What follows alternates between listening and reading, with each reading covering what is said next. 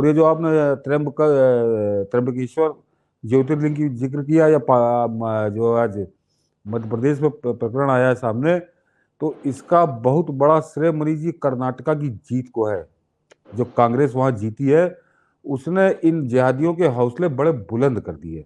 अन्यथा मनीष जी जरा सोचिए, कल्पना करिए, हिंदुस्तान क्या कहूं मैं, और ये अब महाराष्ट्र की सरकार के अग्नि परीक्षा है कि मनीष जी किसी ज्योतिर्लिंग पे घुस जाए, चार मुसलमान कह रहे हैं कि हम इस पर चादर चढ़ाएंगे। यानी सीधे सीधे हमारे एक जो 12 ज्योतिर्लिंगों में से एक ज्योतिर्लिंग त्र्यंबकेश्वर की महिमा के बारे में क्या कहूं, और उसको वो मजार मस्जिद दरगाह में बदलने की खुलेआम दबंगई के साथ हिम्मत कर रहे हैं। वहां के वो तो दर्शकों ने पकड़ लिया। और एक बार फिर वही महाराष्ट्र की सरकार, अभी कल ही मैंने आप लोगों ने जिक्र किया था समीर वानखेड़े के संदर्भ में, कि या तो वो भांग पिए हुए है या बेहोश है, सत्ता के नशे में धुत हो चुकी है। अन्यथा मनीष जी, इन जो 4-5 पकड़े गए हैं, इनको वो सबक मिलना चाहिए था कि इनकी आने वाली पीढ़ियां याद करें। और फिर उदाहरण दिए देता हूं कि फर्क क्या होता है। यही कुकर्म यहाँ उत्तर प्रदेश में किया था एक जिहादी ने, गोरखनाथ मंदिर में घुसने का। मृत्यु दंड है मनीष जी, फांसी की सजा है बिल्कुल। उसको। और दस साल भर के महीने के अंदर, अंदर। 10 महीने के अंदर, बड़ा इन खैरातियों ने दिल्ली तक नाचे थे कि अरे वो तो मानसिक रूप से विकसित था और उसका कोई लेना देना नहीं था अरम से धर्म से।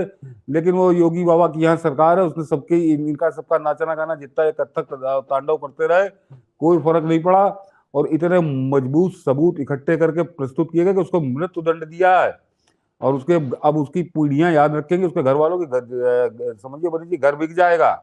तो वो ये कर्नाटक की जीत से मैंने कहा था कि वो पीएफआई की जीत है, और पीएफआई की जो पसंद है, जो पीएफआई चाहेगा वही होगा। कर्नाटक से महाराष्ट्र बिल्कुल सटा हुआ प्रदेश है, पीएफआई का कनेक्शन वहां पर भी है। एआईएमआईएम वहां पे आप जानते हैं उसका सांसद एक जीत चुका है औरंगाबाद में। तो उसका वो जो स्लीपर सेल है, उनके हौसले बुलंद हो गए कि अब हम एक होकर मोदी को या भाजपा को हरा सकते हैं। और उस उन्माद में, उस उत्तेजना में वो उन्होंने आज हमारे ज्योतिर्लिंग में घुसने की कोशिश की, और मतलब खुलेआम की है। और उसके बाद ये जो लिबरल बैठते हैं दिल्ली के दलाल, ये कहते हैं कि हिंदू उग्रवाद या हिंदू क्या कहूँ उसको, हिंदू आक्रामक हो गया है, हिंदू उग्र हो गया है। उनको शर्म आनी चाहिए, चुल्लू भर पानी में डूब मरना चाहिए। मनीष जी, किसी और धर्म के लिए घटना हुई होती, वो चारों उसी परिसर में मौत के घाट उतार दिए गए होते, वो वापस ना आते जिंदा। ये बता रहे हैं कि हिंदू इस देश में कैसा है। और किसी और उसका एक उदाहरण अभी दे दूं मनीष जी, कल ही घटना हुई है, कल या परसों, पंजाब में गुरुद्वारे में वो सिख महिला थी, वो बैठी शराब पी रही थी रात में, उसी गुरुद्वारे के अंदर उसको गोली मार दी गई। और पूरा सिख समाज खड़ा हुआ है साथ में कि ये गलत कर रही थी, इसको सजा ठीक मिली। और उस भगवंत मान की हिम्मत नहीं हो रही कि उस हत्यारे को पकड़े। ये इस देश के अंदर ये उदाहरण है। लेकिन ये हिंदू बड़े उसको आराम से झेल रहा है। मैं सोच रहा था कुछ एकनाथ शिंदे या देवेंद्र फडणवीस का कोई निर्णायक बयान आएगा, कोई कठोर बयान आएगा, अभी तक नहीं आया है।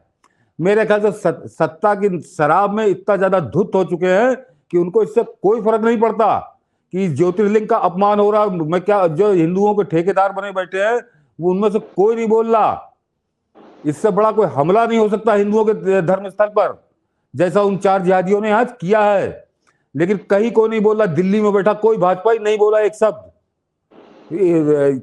तो समझिए हम किन हालातों में रह रहे हैं।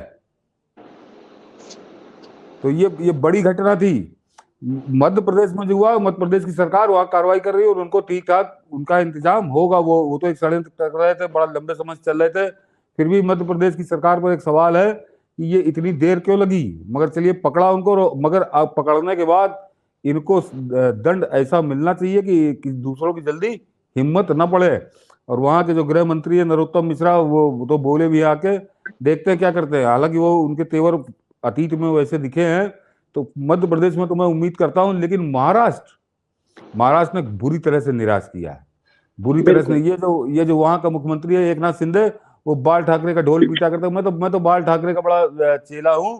बिल्कुल नहीं हो तुम बिल्कुल चेले नहीं हो। तो जिस तरह से शांति का कफन ओढ़े बैठे हुए हो, कुछ लग रहा है जैसे कुछ घटना ही नहीं हुई, लग रहा है जैसे कोई घटना ही नहीं हुई। तो ये मनीष जी शर्मनाक प्रकरण है, और इसके लिए पूरी तरह से महाराष्ट्र की यूनिट जिम्मेदार है, महाराष्ट्र की सरकार जिम्मेदार है। इसका मतलब जो महाराष्ट्र में सरकार बनी है वो सिर्फ सत्ता की लूट कर रही है। वहां पे कि तुम जितना पाओ तुम लूट लो, जितना पाए हम लूट ले।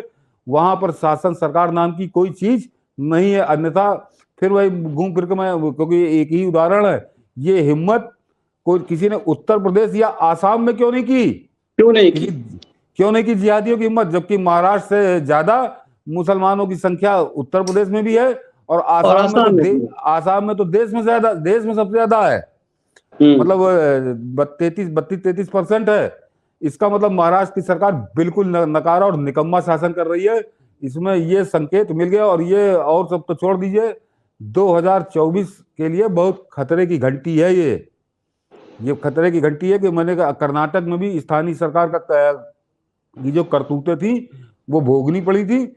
और बंबई में भी वही मुझको लग रहा है कि जो फिलहाल ये त्र्यंबकेश्वर वाली घटना, पहली बात तो ये घटना हुई कैसे, होनी नहीं चाहिए थी, क्योंकि वो कोई सामान्य या साधारण मंदिर नहीं है मनीष जी। वो हमारे ज्योतिर्लिंगों में से है, 12 ज्योतिर्लिंगों से, जिससे पूरी दुनिया के हिंदू के समझिए आस्था और श्रद्धा का सर्वोच्च शिखर है ये 12 ज्योतिर्लिंग। वहां पर घुस गए और घुसने के बाद उसको इस तरह से डाउन प्ले किया जा रहा है जैसे कुछ हुआ ही नहीं। तो बिल्कुल सर, आप उम्मीद करते हैं कि महाराष्ट्र सरकार सीख लेगी, क्योंकि कर्नाटक में जो जिहादी उन्माद पर कंट्रोल नहीं किया उसकी परिणति कर्नाटक में और देश उसको भुगत रहा है। मध्य प्रदेश के कम से कम हम गृह मंत्री से तो उम्मीद करते हैं, नरोत्तम मिश्र ऐसे हल्के व्यक्ति नहीं है, वो योगी स्टाइल ऑफ पॉलिटिक्स करते हैं, तो मुझे नहीं लग रहा उसे छोड़ा जाएगा।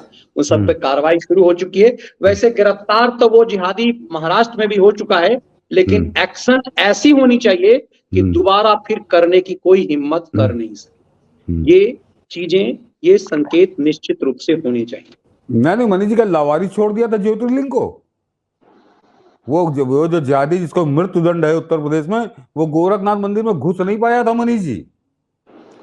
वो बाहरी उसका जो है काम हो गया था, ये तो अंदर तक घुस गया था। तो इसका मतलब आपने हमारे जो ज्योतिर्लिंग है उनको आपने लावारिस छोड़ दिया, कोई उनकी सुरक्षा नहीं है, कोई उनकी कोई देखरेख नहीं हो रही, चाहे जो घुस जाए। तो ये सवाल है, अब आगे की कार्रवाई पर निर्भर करेगा कि महाराष्ट्र की सरकार कर क्या रही है।